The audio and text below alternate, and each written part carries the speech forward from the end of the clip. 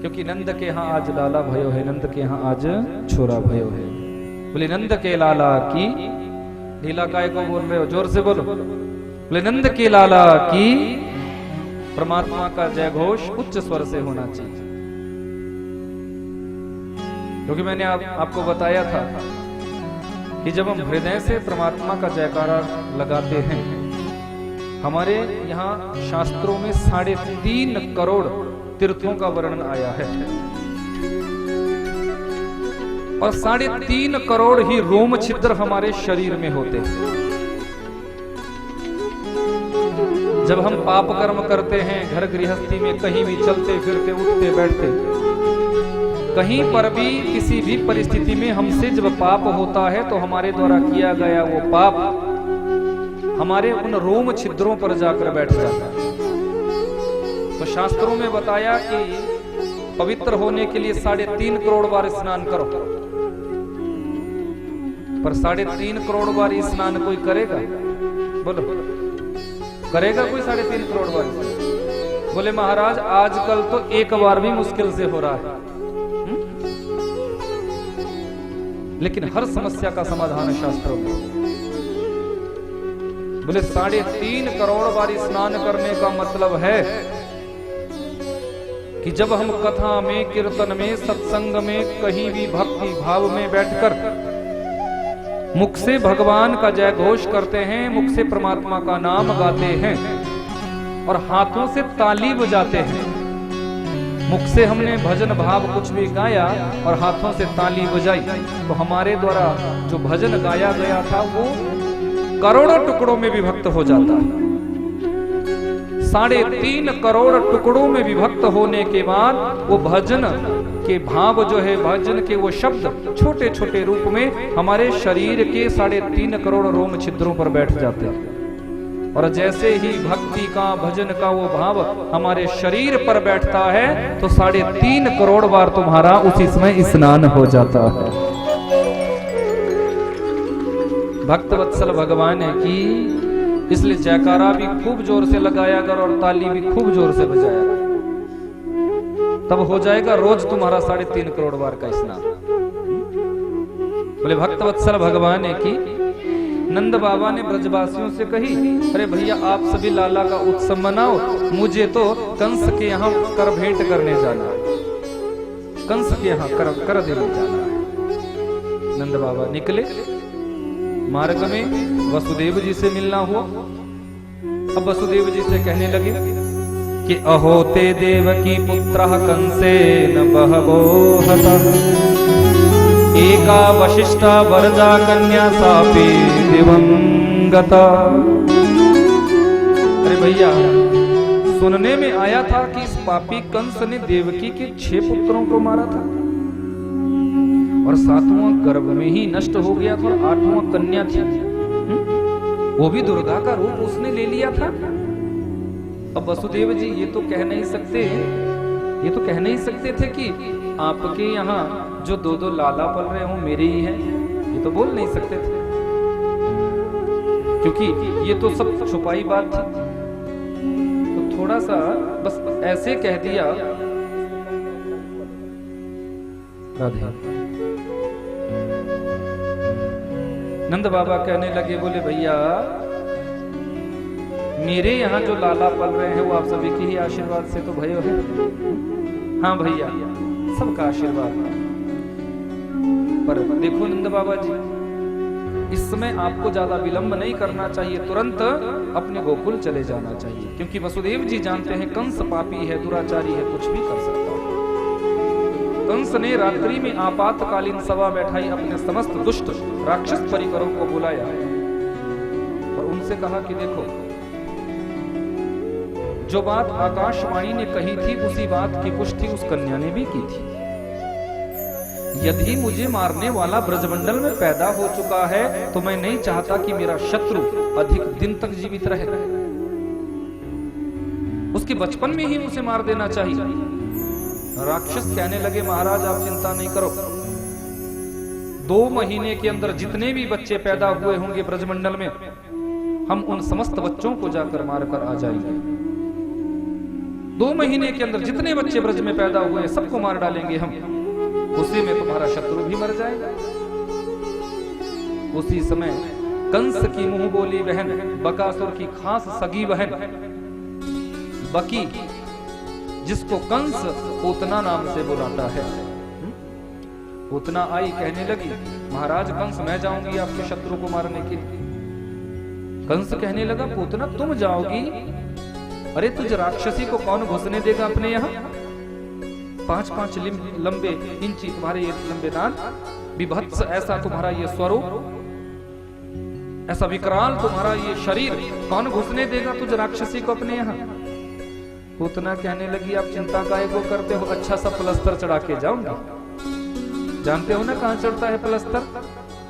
Parlour में काले होकर जाओ और गोरे होकर बाहर आ जाओ।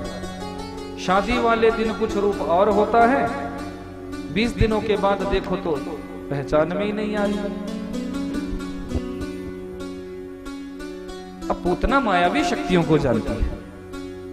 पूतना कहने लगी महाराज मैं मायावी शक्तियों से एक सुंदरी का रूप धारण कर लूंगी, एक गोपी का रूप बना लूंगी और अपने स्तनों में कालकूट विष लगा कर जाऊंगी, तुम्हारे शत्रु को पिलाकर आऊंगी, 2 घूंट पिएगा तुरंत उसका मरण हो जाएगा। कंस बड़ा प्रसन्न हुआ। पूतना यहां से अपने स्तनों में कालकूट विष लगाकर चली है। एक बात कहूं, भगवान के पास जब तुम जाते हो तो तुम्हारा निर्मल मन होना चाहिए। मन में यदि निर्मलता नहीं है तो भगवान तुम्हें कभी अपनाएगा नहीं। कि निर्मल मन जन सो मोहि पावा, मोहि कपट छल छेद न भावा। भगवान कहते हैं जीव जब निर्मल लेकर अंतःकरण पवित्र करके मेरे पास आता है तो मैं उस जीव को अपने हृदय से लगाता हूं। राजपथ से चली है, हजारों लोग आ रहे हैं, हजारों जा रहे हैं, किसी को नमस्कार कर रही है, किसी के गले लग रही है, जबरदस्ती पहचान बनाने की कोशिश कर रही है। क्यों? जिससे किसी को ऐसा एहसास ना हो कि ये तो कोई राक्षसी है। किसी को ऐसा एहसास नहीं होना चाहिए, इसलिए सबसे जबरदस्ती सबके गले पड़ रही है।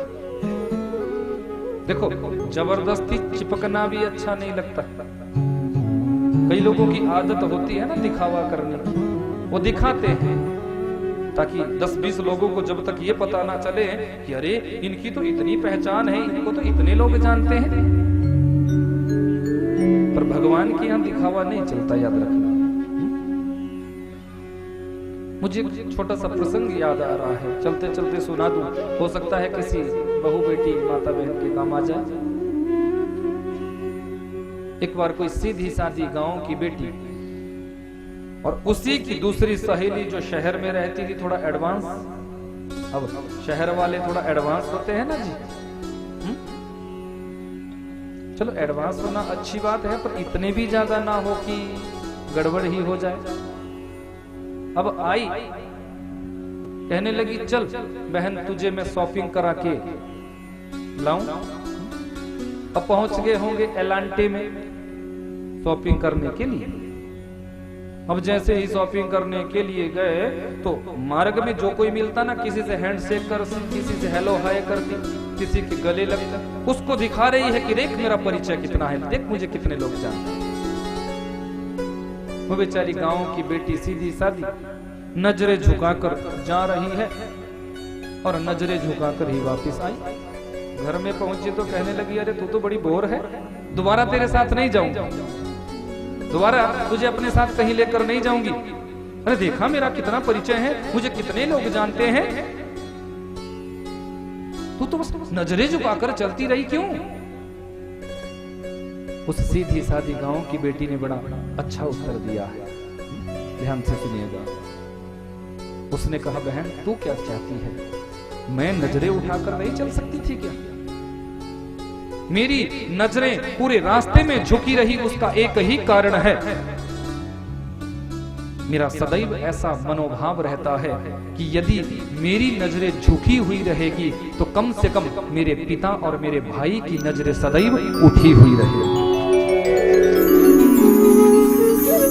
दुनिया में, समाज में मेरे भाई और मेरे पिता की नजरें उठी रहेगी। कितना सुंदर उत्तर दिया है। अब पूतना तो जबरदस्ती चिपक रही है, अब सखियों के बीच में घुसी, मैया ने कन्हैया को पलना में सुलाया हुआ है। पूतना ने सोचा अच्छा मौका मिल गया, पूतना भी आगे बढ़ी और तुरंत कन्हैया को अपनी गोदी में उठाया। जैसे ही पूतना ने ठाकुर जी को गोदी में उठाया है, मेरे परमात्मा ने तुरंत अपनी आंखें बंद कर दी। परीक्षित जी पूछते हैं, गुरुदेव क्या इस राक्षसी को देखकर भगवान डर गए, जो डर के मारे आंखें बंद कर ली? राजन, परमात्मा कभी किसी से डरते नहीं, वो परब्रह्म है, वो परमात्मा है, वो कभी डरते नहीं।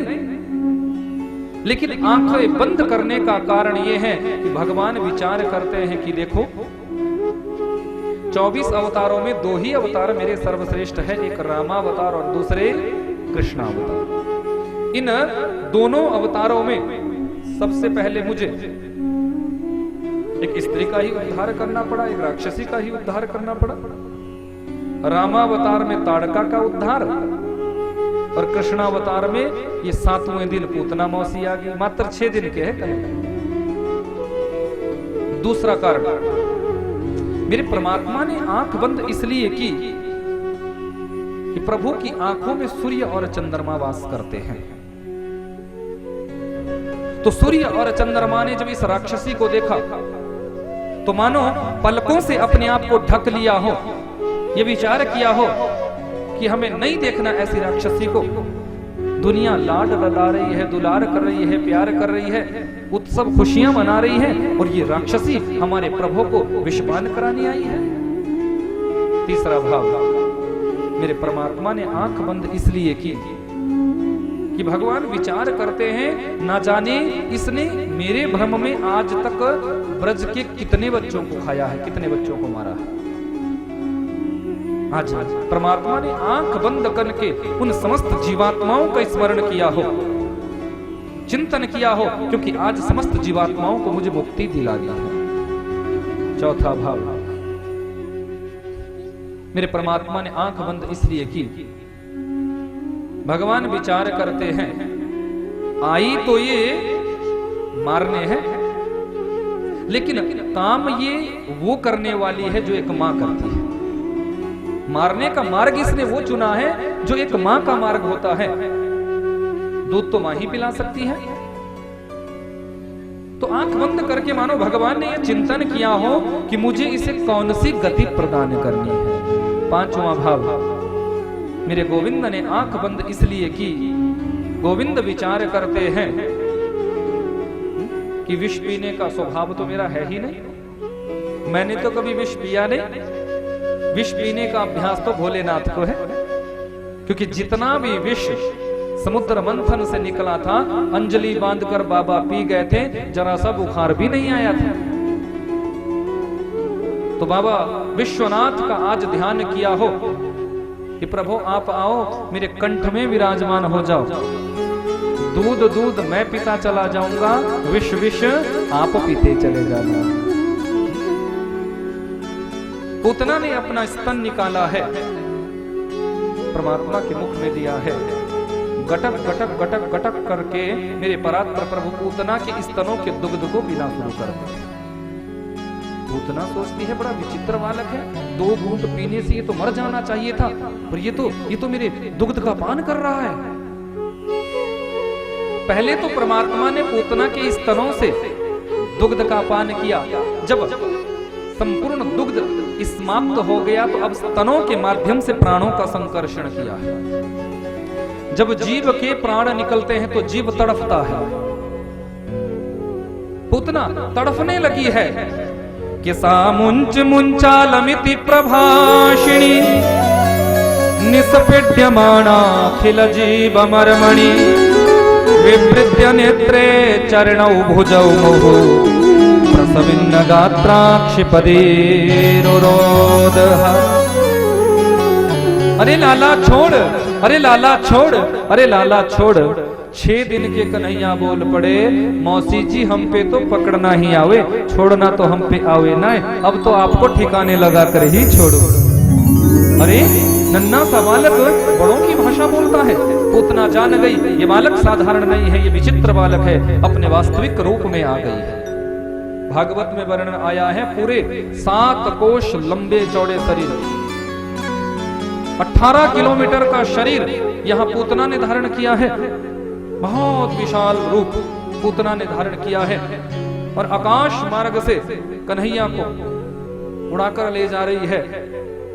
मेरे गोविंद ने देखा कि अब ये ब्रजमंडल की सीमा से बाहर आ गई है, तुरंत इसके प्राणों का संकर्षण किया और धड़ाम से धरती पर पूतना गिर पड़ी है। बोले पूतना मर्दन कृष्ण चंद्र भगवान की जय। कई बाग बगीचे पूतना के शरीर के नीचे चकनाचूर। ब्रजवासी दौड़े, अरे अनर्थ हो गया, अनर्थ हो गया, एक राक्षसी हमारे कन्हैया को उठाकर ले गई। विचार करो, 18 किलोमीटर का जिसका शरीर रहा होगा, ऊंचाई भी तो कितनी हुई होगी, बहुत बड़ी सीढ़ी वीढ़ी लगाई होगी। जैसे कैसे ब्रजवासी चढ़े, यहाँ देखते हैं मेरे बाल कृष्ण लाल पूतना के वक्ष स्थल पर क्रीड़ा कर रहे हैं। मैया ने लाला को लिया, 4 किलोमीटर दूर तो सांस लिया है। अब सारी माताओं का तो अपना मनोभाव, माताएं कहने लगी, देखो नंदरानी, हमारे लाला का स्पर्श एक राक्षसी से हुआ है, इसलिए अब लाला का शुद्धिकरण करवाना अनिवार्य है।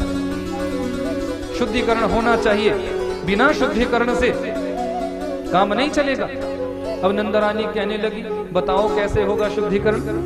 अब पूर्णमासी पुरोहितानी ब्राह्मणी है, कहने लगी, मैया देखो, लाला का शुद्धिकरण यदि करना है तो गौशाला पे चलना पड़ेगा। अब कन्हैया को गौशाला पे ले जाया गया, गोमूत्र से स्नान कराया, गोधूली वक्ष स्थल पर लगाई, माथे पे गोधूली लगाई गई है।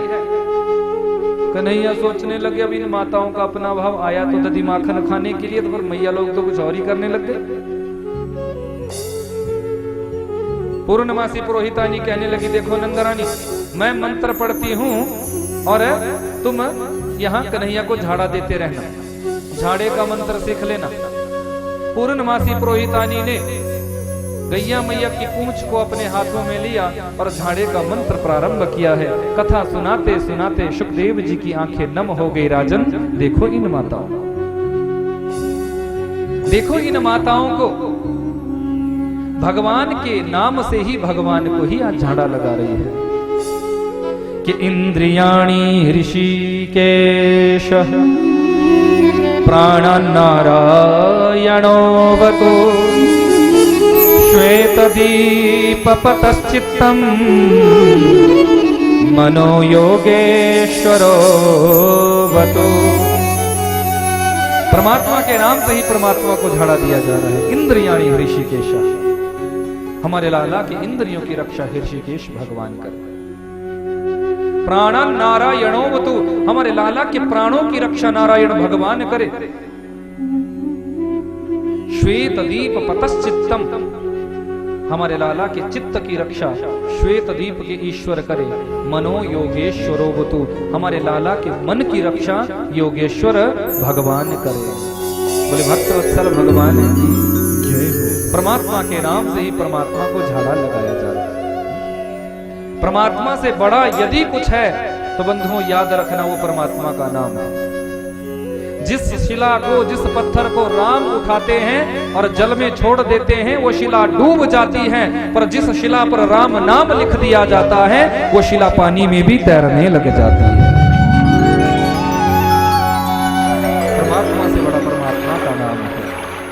परमात्मा नाम की सार्थकता है। कृष्ण कहने से तर जाएगा, पार भव से उतर जाएगा, होगी घर घर में चर्चा तेरी, काम ऐसा जो कर जाएगा। परमात्मा के नाम में बहुत बड़ी ताकत है। एक बार भी यदि जीवन में तुम राम नाम या कृष्ण नाम ले लेते हो तो भवसागर से पार उतर जाते हो। एक बार कोई नास्तिक पिता ने कहा, बेटा जरा एक बार राम बोल दे। बेटा तो नास्तिक था, उदंड था, बोले नहीं बोलना है मुझे। अरे बेटा बोलना राम, बोले नहीं बोलना है। अरे बेटा एक बार बोल दे राम, बोले नहीं बोलूंगा, नहीं बोलूंगा, नहीं बोलूंगा। अरे क्या नहीं बोलेगा? राम नहीं बोलूंगा। पिता ने कहा बस तेरा कल्याण हो गया तेरा काम। जो मुझे तुझसे बुलवाना था वो मैंने तुमसे बुलवा दिया। मरने के बाद जब ऊपर गया ना, मरणोपरंत जब यमराज के पास गया तो धर्मराज ने कहा कि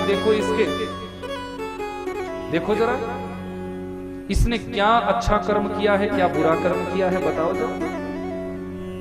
बोले महाराज वैसे तो इसके संपूर्ण जीवन में सारे बुरे ही कर्म रहे हैं, पर एक कर्म इसका ऐसा श्रेष्ठ है, इसने अपने जीवन में एक बार राम बोला है, इसका क्या फल होना चाहिए? एक बार राम। अब बोले महाराज इसका निर्णय कौन कर सकता है कि जिसने एक बार राम बोला उसका क्या फल? बोले ये तो वही बता सकते हैं जिनका ये नाम है। तो सारे लोग पहुंच गए राम जी के पास। बोले प्रभु इसने अपने संपूर्ण जीवन में पाप कर्म किए हैं, पर एक बार इसने राम बोला है, इसका क्या फल होना चाहिए?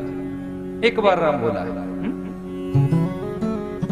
प्रभु श्री राम ने कहा, बोले बेटा आओ। अपने पास बुलाया और अपनी गोदी में बिठाया। 5 मिनट हुए, 10 मिनट हुए, सबने पूछा, बोले प्रभु एक बार राम बोलने का फल आप बता देते तो हम जाते। बोले देख नहीं रहे हो, जब गोदी में ही बिठा लिया है तो और क्या फल चाहते हो? बोले प्रभु श्री राम की जय। एक बार राम बोलने से यदि परमात्मा की गोदी मिल सकती है, तो यदि सच्चे भाव से आजीवन तुम राम नाम कृष्ण नाम मन में जपोगे तो क्या कल्याण नहीं होगा? अवश्य होगा, अवश्य होगा। परमात्मा से बड़ा परमात्मा का नाम होता है।